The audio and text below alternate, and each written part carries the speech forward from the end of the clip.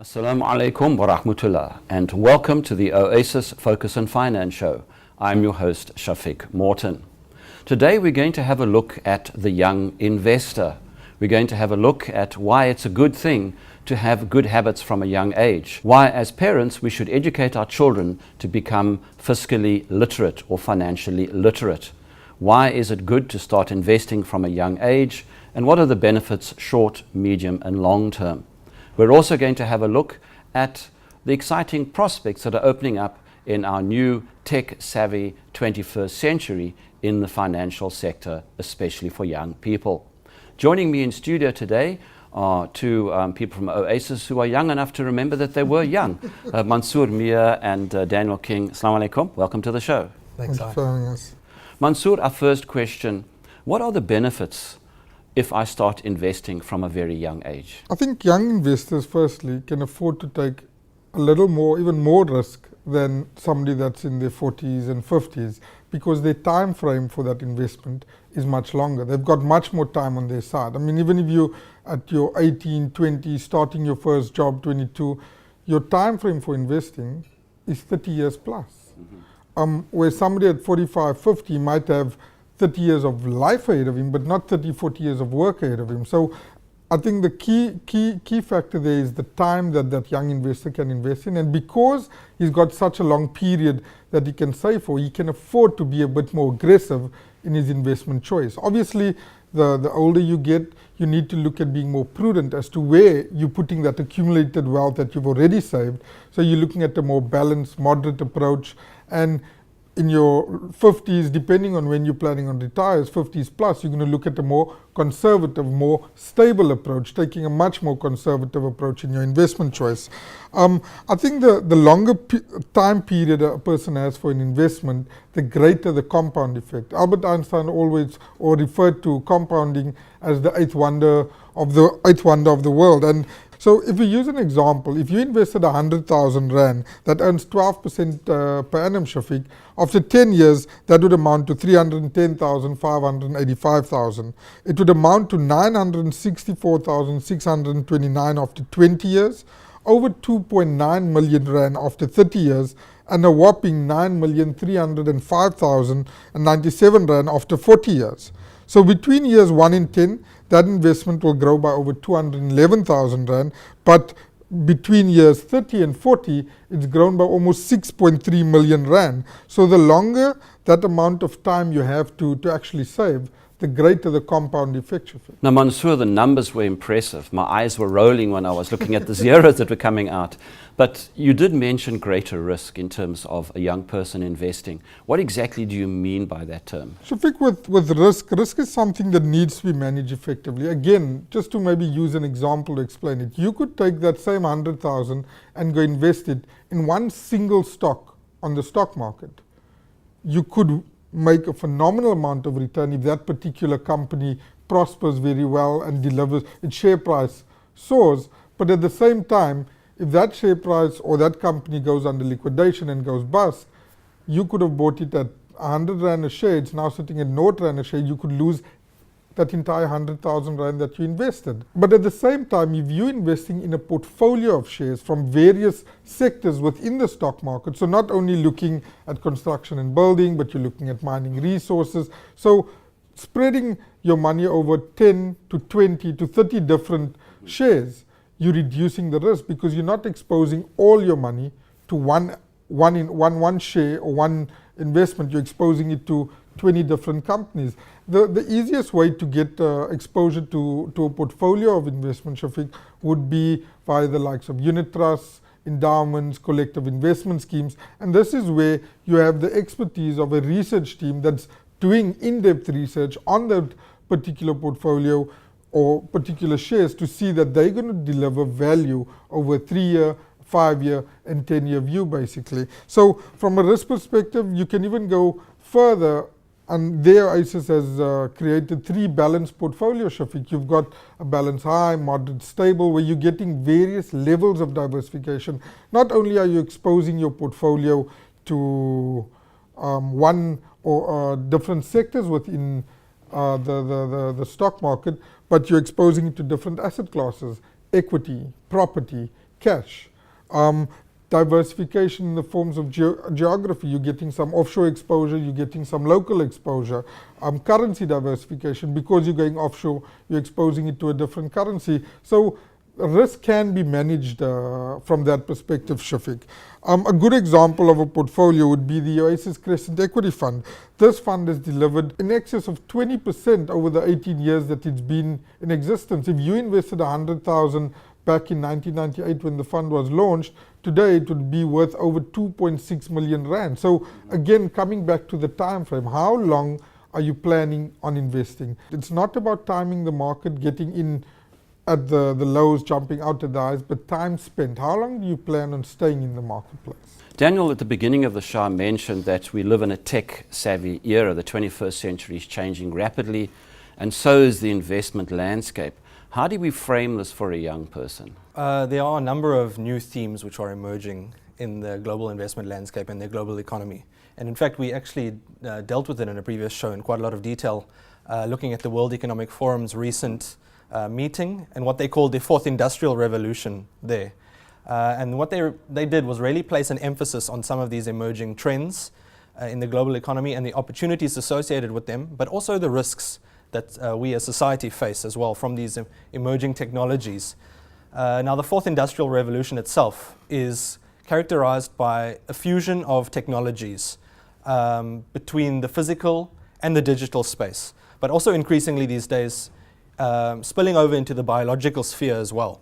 So, a great example of this kind of emerging technology is online retail sales, how they've really grown over the last 5 years, making a significant impact in places like the US and the UK. An interesting comparison can be made, we think, with the music industry, for example, over the last 20 years, where you saw an increasing penetration of the internet, as well as the emergence of technologies which allowed you to share music, result in CD sales, for example, plummeting. And CDs are now, what you would consider basically a dead technology because of the rise of digital music sales in a place like the US initially and then globally, which have been rising by 40% a year over the last 10 years.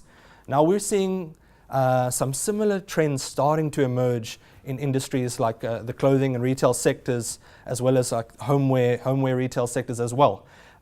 So that's starting to emerge in places like the US, Europe, but it is expected to become a global phenomenon over the next decade or so. A second major disruption that we look at quite closely is the emergence of the sharing economy. So you see that most prominently even in South Africa in your taxi industry, in the B&B industry globally as well. And there are projections that this market could grow from an annual expenditure globally of around $5 billion to as much as almost $100 billion over the next 3 or 4 years. So that's almost 100% annual growth rate that an industry like the sharing economy is looking at. So, of course, that's going to have substantial consequences for investing globally, for entrenched interests, as well as just retail spending patterns more generally. And then thirdly, there's also the emergence of some alternative technologies. 3D printing is one good example. There's new engineering taking place in the biological sphere and the genetic sphere that offers a lot of promise. But in many cases, they also are double-edged swords. They do come with their own risks. They obviously challenge entrenched interests, and there are scenarios in which they fall into the wrong hands. So these are the kinds of issues which arise when we're thinking about the new economy, which may be of particular interest to young people, especially considering that young people are going to have to adapt to these new emerging technologies the most in society. So Daniel, how exactly would this translate into either a risk or an opportunity for a young person watching us right now and looking at what we call the fourth industrial revolution? I think it is important that you don't only look at the one or the other side. It is important to emphasize that there are both opportunities and risks that come with these new technologies and the new economy, because as we see old technologies become obsolete and old methods of production become obsolete, these industries tend to die off. So over the short term, new softwares or technologies may replace existing workforce, and the displacement of workers could exacerbate the gap between the owners of capital and the labor force. So essentially, create a heightened inequality in the world. But we do believe that if the process is managed well, it is possible that we'll see an increase in more safe and rewarding jobs at the expense of more dangerous jobs, like, for example, in the mining sector, where a lot of those dangerous jobs could be automated by machines.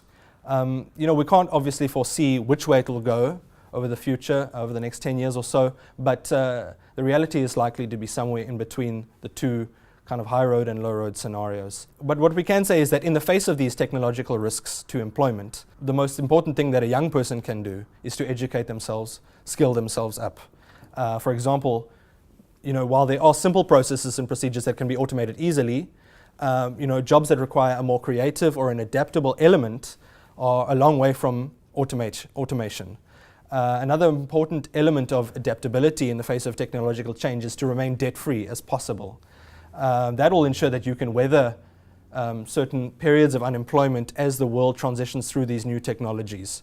And then obviously one way to maximize that buffer, that margin of safety, is to save regularly as well, and invest these savings wisely in a combination of growth and income generating assets. Mansoor, let's get back to you. You did mention earlier on the benefits of long-term investments from starting off from a very early age. But with this, there does come some very necessary baggage, and that is that we need to teach young people fiscal responsibility. Tell us more. Absolutely, Shafiq. And when we say young people, maybe referring to that person that's just started their first job, or the young parent who's had their first child and considering saving for their children. I think a key point of saving for young parents would be saving for their children's education. I mean, if I talk about my parents, and when they saved for my education, they spoke about saving for tertiary education. In this day and age, as a parent, I know when you talk about saving for children's education, you need to be talking about saving for pre-primary, let alone primary school, just for the cost of education if you want to give them the best of education. I think again here it's starting early with that saving. So from the time your child's born and you've got that birth certificate, which we need in order to open up an investment from a FICA point of view, is the day you start that investment. Even if it's as little as 500 Rand a month, Shafiq, that 500 Rand in a year, it's 6,000. In 6 years, you put away pure capital of 36,000 Rand. That's besides his Eid money, his birthday money that he might have received over that 6 years. But the compound effect of what that 36,000 Rand or 40,000 Rand will do from birth up until age 18, it gives the parent that comfort because of the compound effect. They don't need to scratch their head and say, where am I going to get university money from? They'll have enough money to pay for university and still probably have a bit of pocket change left for the child to have a better start in life than they had, basically. And then a common mistake I find parents do as well is they open up bank accounts for their children. For me, that makes absolutely no sense. The only time you open up a bank account for your children is when they become financially active. When they're actually going to swipe that card or go to an ATM, draw cash because they need the cash to purchase something. Other than that, keeping money in a bank account makes absolutely no sense, because what return are they getting while they're saving it in there for 15 and 18 years up until the time the child becomes financially active? If you're lucky, you're getting a 2-3%. If you're parking it in a money market, interest-bearing fund, you're getting inflation-linked return. So all your money is doing is maintaining its purchasing power. It's not adding real value. Again here, because we know the time frame of that saving is long-term, they should look at investment portfolios like unit trusts, endowment policies, where they at least can get an inflation hedge return. If they can manage to receive an average return of 11.5%, 12% over a 10, 15-year period, they're covering inflation of 6%, 7% and adding 5 to 7% real growth on that money, Shafiq. Now, Mansoor, a 3-year-old, a 6-year-old isn't really going to relate too much to what we're discussing. Maybe 12-year-old, 14-year-old, etc. From a practical viewpoint, as a parent, how do we go about educating our young people about investment? Shafiq, I'll maybe take a leaf out of my own life here and share what I've done with my kids. I've got 2 boys. Ija is my eldest one. He's 9 right now. And for the past 3 years, I've started inculcating that culture of saving in him. And maybe to explain how I've done that is 3 years ago, we went down to Kimberley, which is where my folks stay, and we went down for Eid. And because his aunts and uncles don't see him that much, he got 2,500 Rand in Eid money. When we came back to Cape Town, the very first Saturday, I came into the office. We came and sat in one of the consulting rooms here at the Oasis office.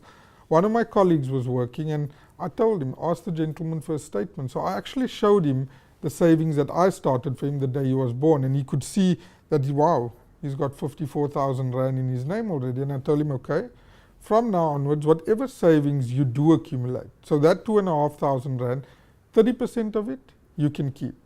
You said you want to buy the new Lego Marvel game, fair enough. So we're keeping 700 Rand or 800 Rand to buy that game. But the remainder 1,800 Rand we're putting away into that investment. For him, when he got home, he was bragging to his younger brother that he's got 60,000 or 54,000 Rand in his investment. In fact, 3 weeks after that, we were walking in game and he tells his mom he wants the new PS4 or PS Vita. And his mom says, but he's got a PlayStation, he doesn't need that. And he says, but mommy, I got money at Oasis. I can pull it out from there. So it's just inculcating that culture of saving at an early stage in their lives. He'll actually grow up by the time he gets to his teens and maybe starts a weekend job. He's going to have that culture of, okay, I've made X amount, let's save Y, add it to that investment. I'm giving him that stepping stone, which I necessarily never had from my parents. But I think at the same time, I've learned quite a few financial tips from my parents, pitfalls as to buying an asset.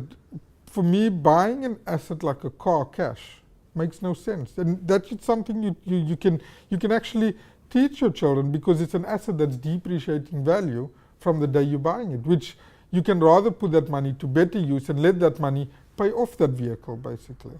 So there's a lot of ways that we can educate our children, and I think starting at the early age would actually give them a much better grounding in their financial affairs. And then for that younger individual that just started working, again, coming back to compounding effect, the very first day you get your salary, that's the very first day you start contributing to retirement savings. Absolutely. Because you're then giving your money 30 years, 35 years plus of compound effect to really make sure that you retire financially independent. Shafiq. Daniel, in the scenario, looking at the financial markets, what sort of opportunities do you see for a young person? The financial markets really form the core of our industry, essentially a services industry, which at the end of the day is all about intellectual property. So it's really all about information. And in this respect, there are a number of things that a young person can do if they're looking to break into the industry, if they want to pursue a career that perhaps involves the analysis of information, or just the management or participation in a business that centers around information. Firstly, I think perhaps most importantly for me would be informal education or self-education. So that's just staying informed, reading very widely. Secondly, your formal education is of course also very important. So one can pursue a qualification which gives you an advantage in terms of analyzing information.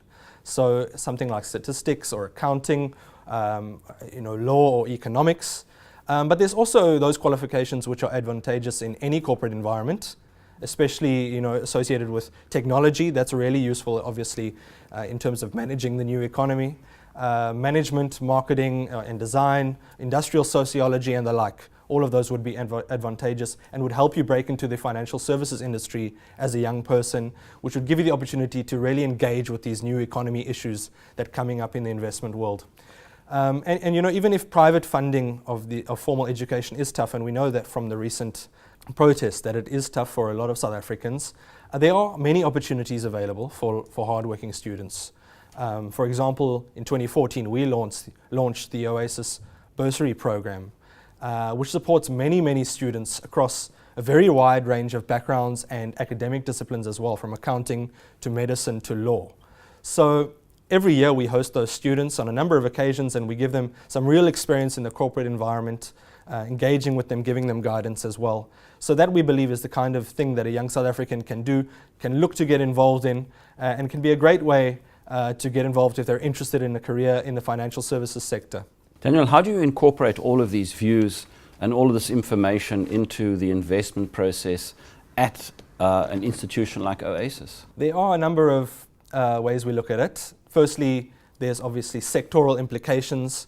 The new economy impacts a number of sectors in a number of different ways, and we really look to position our portfolios to benefit from these trends. So in terms of the retail sector, you get retail innovation, and you need to think about how various companies will benefit from these innovations.